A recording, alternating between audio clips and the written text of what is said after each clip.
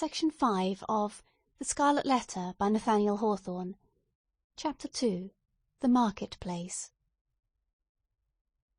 The grass plot before the jail, in Prison Lane, on a certain summer morning, not less than 2 centuries ago, was occupied by a pretty large number of the inhabitants of Boston, all with their eyes intently fastened on the iron-clamped oaken door.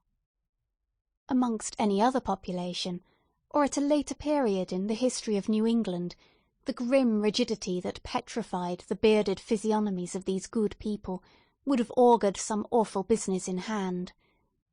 It could have betokened nothing short of the anticipated execution of some noted culprit, on whom the sentence of a legal tribunal had but confirmed the verdict of public sentiment.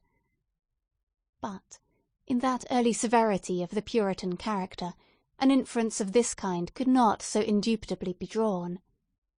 It might be that a sluggish bond-servant, or an undutiful child, whom his parents had given over to the civil authority, was to be corrected at the whipping-post.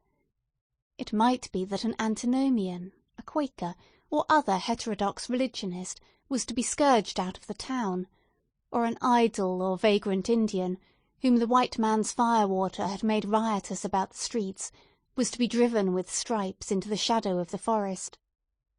It might be, too, that a witch, like old Mistress Hibbins, the bitter-tempered widow of the magistrate, was to die upon the gallows. In either case, there was very much the same solemnity of demeanour on the part of the spectators, as befitted a people among whom religion and law were almost identical, and in whose character both were so thoroughly interfused that the mildest and severest acts of public discipline were alike made venerable and awful. Meagre, indeed, and cold was the sympathy that a transgressor might look for, from such bystanders, at the scaffold. On the other hand, a penalty which, in our days, would infer a degree of mocking infamy and ridicule, might then be invested with almost as stern a dignity as the punishment of death itself. It was a circumstance to be noted, on the summer morning when our story begins its course, that the women, of whom there were several in the crowd, appeared to take a peculiar interest in whatever penal infliction might be expected to ensue. The age had not so much refinement that any sense of impropriety restrained the wearers of petticoat and farthingale from stepping forth into the public ways, and wedging their not unsubstantial persons, if occasion were, into the throng nearest to the scaffold at an execution. Morally, as well as materially, there was a coarser fibre in those wives and maidens of old English birth and breeding than in their fair descendants, separated from them by a series of 6 or 7 generations. For, throughout that chain of ancestry, every successive mother had transmitted to her child a fainter bloom, a more delicate and briefer beauty, and a slighter physical frame, if not character of less force and solidity than her own. The women who were now standing about the prison door stood within less than half a century of the period when the man like Elizabeth had been the not altogether unsuitable representative of the sex. They were her countrywomen, and the beef and ale of their native land, with a moral diet not a whit more refined, entered largely into their composition. The bright morning sun, therefore, shone on broad shoulders and well-developed busts, and on round and ruddy cheeks that had ripened in the far-off island, and had hardly yet grown paler or thinner in the atmosphere of New England. There was, moreover, a boldness and rotundity of speech among these matrons, as most of them seemed to be, that would startle us at the present day, whether in respect to its purport or its volume of tone.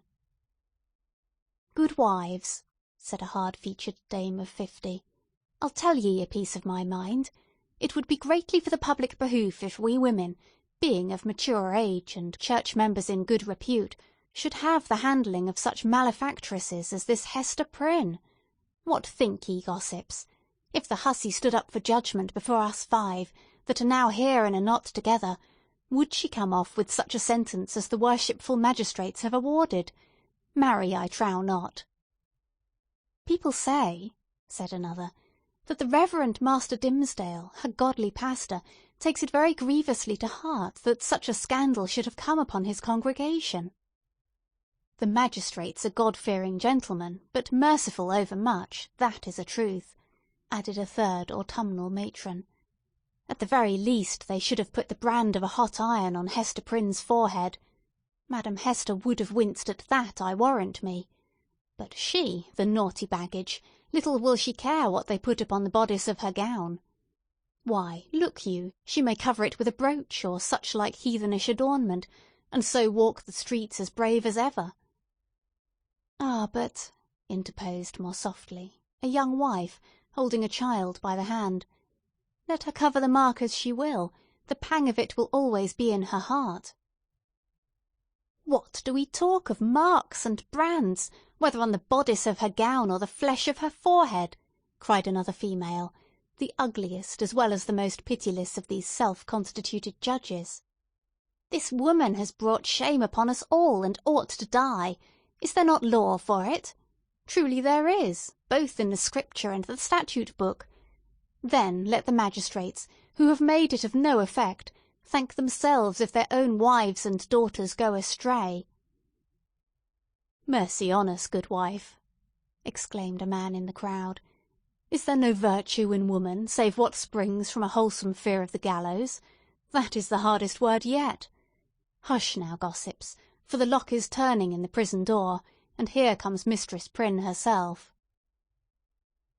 The door of the jail being flung open from within, there appeared, in the first place, like a black shadow emerging into sunshine, the grim and grisly presence of the town beadle, with a sword by his side and his staff of office in his hand.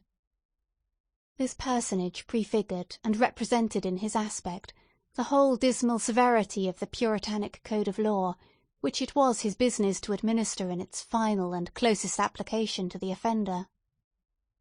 Stretching forth the official staff in his left hand, he laid his right upon the shoulder of a young woman, whom he thus drew forward, until, on the threshold of the prison door, she repelled him, by an action marked with natural dignity and force of character, and stepped into the open air as if by her own free will.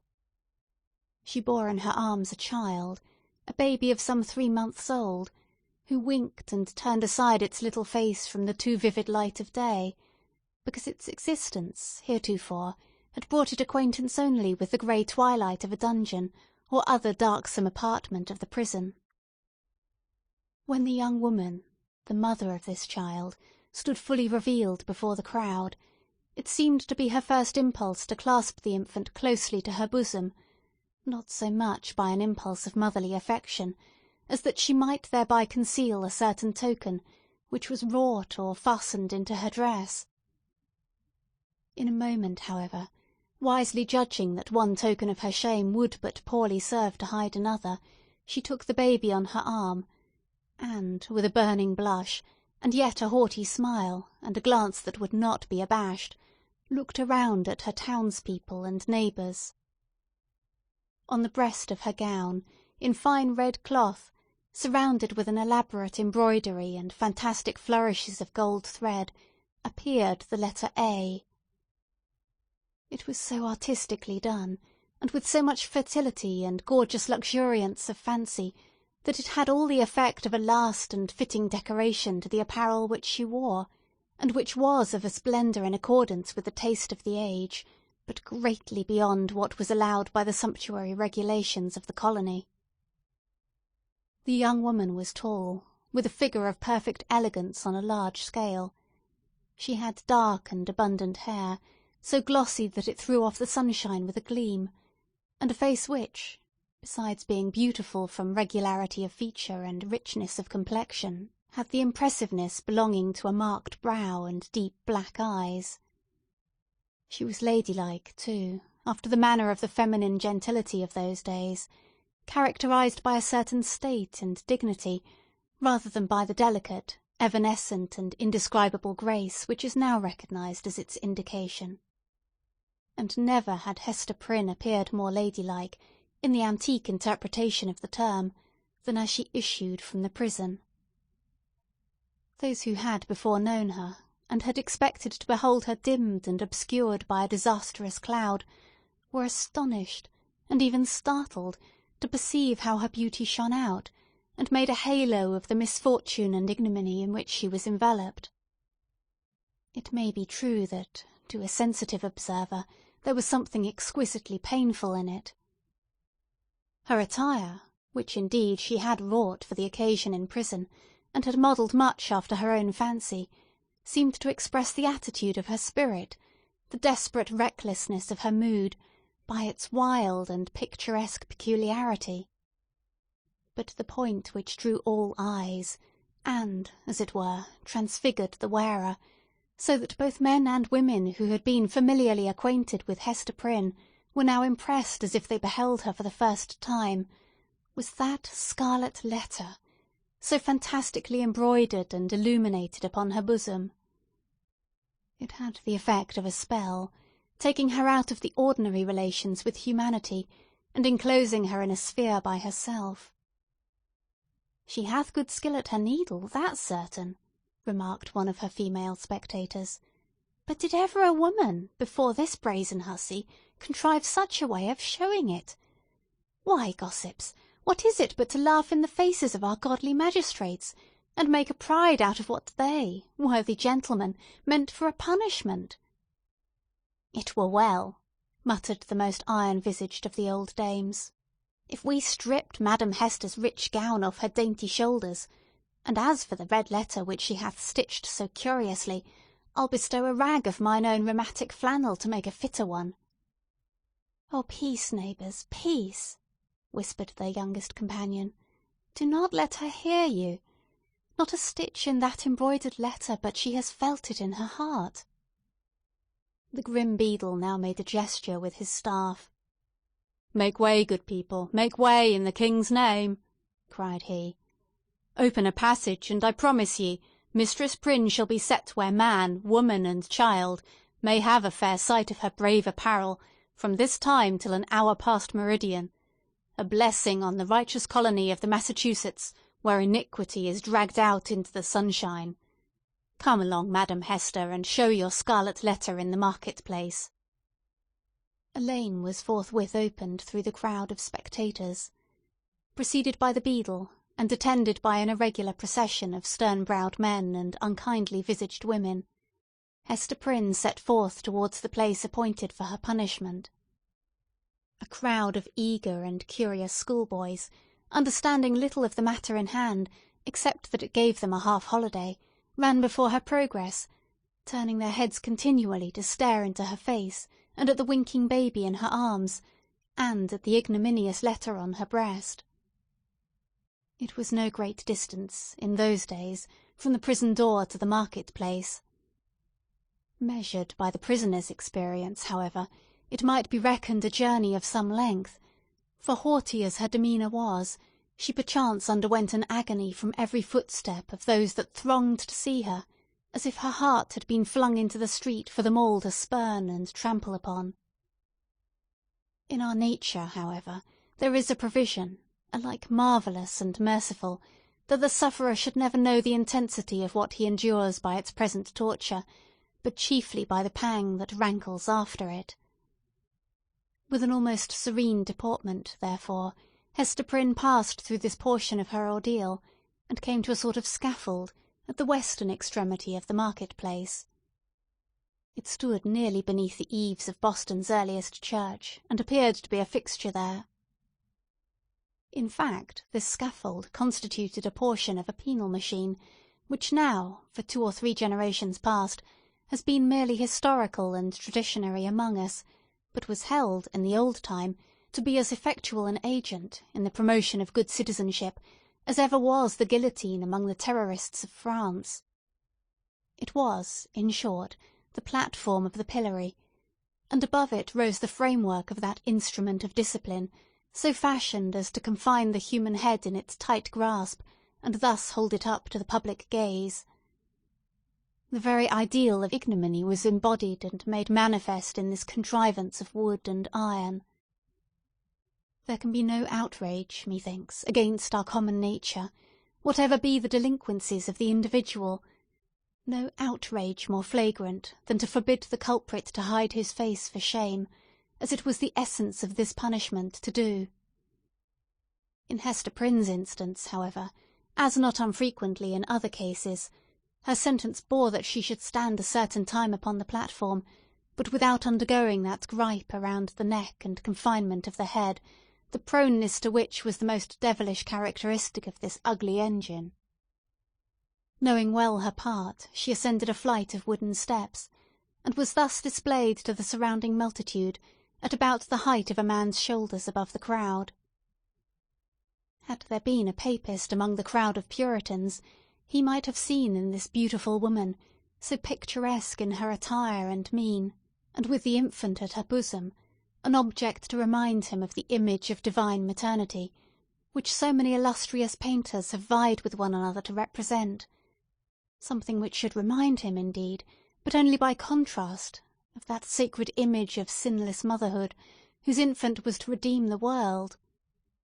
Here there was the taint of deepest sin in the most sacred quality of human life, working such effect that the world was only the darker for this woman's beauty, and the more lost for the infant that she had borne. The scene was not without a mixture of awe, such as must always invest the spectacle of guilt and shame in a fellow creature, before society shall have grown corrupt enough to smile instead of shuddering at it. The witnesses of Hester Prynne's disgrace had not yet passed beyond their simplicity. They were stern enough to look upon her death, had that been the sentence, without a murmur at its severity, but had none of the heartlessness of another social state, which would find only a theme for jest in an exhibition like the present. Even had there been a disposition to turn the matter into ridicule, it must have been repressed and overpowered by the solemn presence of men no less dignified than the governor and several of his councillors, a judge, a general, and the ministers of the town, all of whom sat or stood in a balcony of the meeting-house, looking down upon the platform.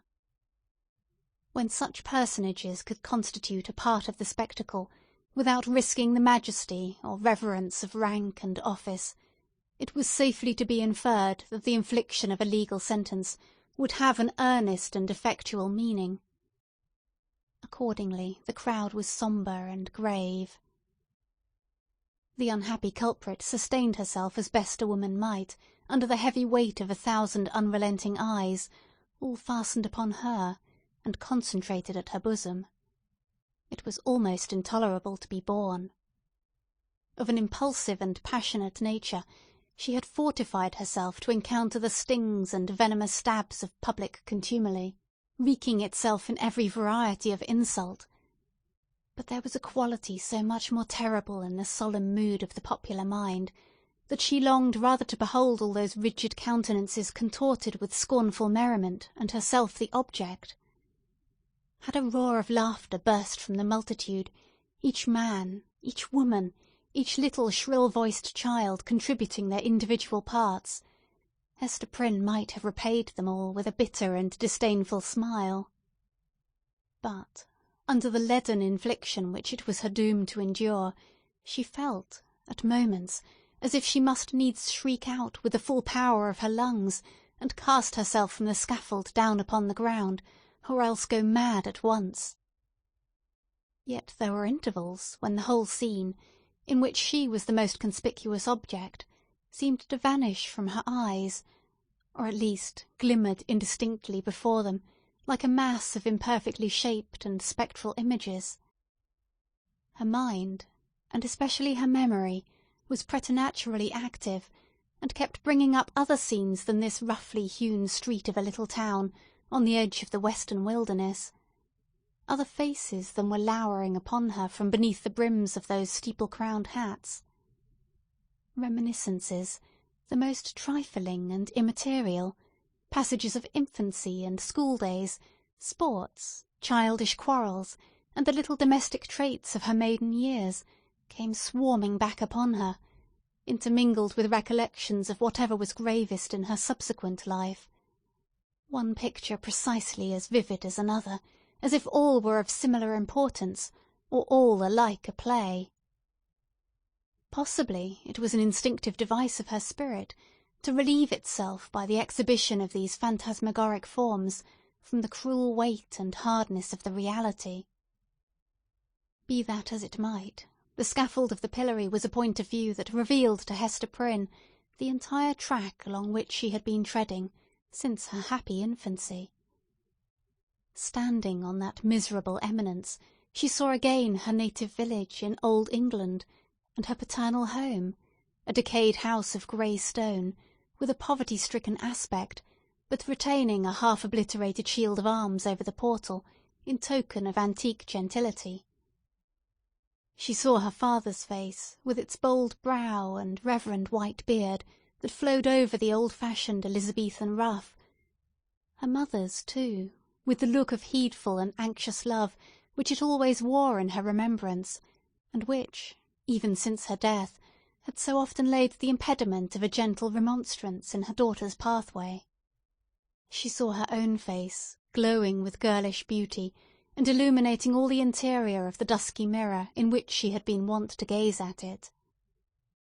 There she beheld another countenance, of a man well stricken in years, a pale, thin, scholar-like visage, with eyes dim and bleared by the lamplight that had served them to pore over many ponderous books. Yet those same bleared optics had a strange penetrating power when it was their owner's purpose to read the human soul. This figure of the study and the cloister, as Hester Prynne's womanly fancy failed not to recall, was slightly deformed, with the left shoulder a trifle higher than the right. Next rose before her in memory's picture gallery the intricate and narrow thoroughfares, the tall grey houses, the huge cathedrals and the public edifices, ancient in date and quaint in architecture, of a continental city, where new life had awaited her, still in connection with the misshapen scholar, a new life, but feeding itself on time-worn materials, like a tuft of green moss on a crumbling wall. Lastly, in lieu of these shifting scenes, came back the rude market-place of the Puritan settlement, with all the townspeople assembled, and levelling their stern regards at Hester Prynne, yes, at herself, who stood on the scaffold of the pillory, an infant on her arm, and the letter A in scarlet, fantastically embroidered with gold thread, upon her bosom. Could it be true? She clutched the child so fiercely to her breast that it sent forth a cry. She turned her eyes downward at the scarlet letter, and even touched it with her finger, to assure herself that the infant and the shame were real. Yes, these were her realities. All else had vanished. End of section 5.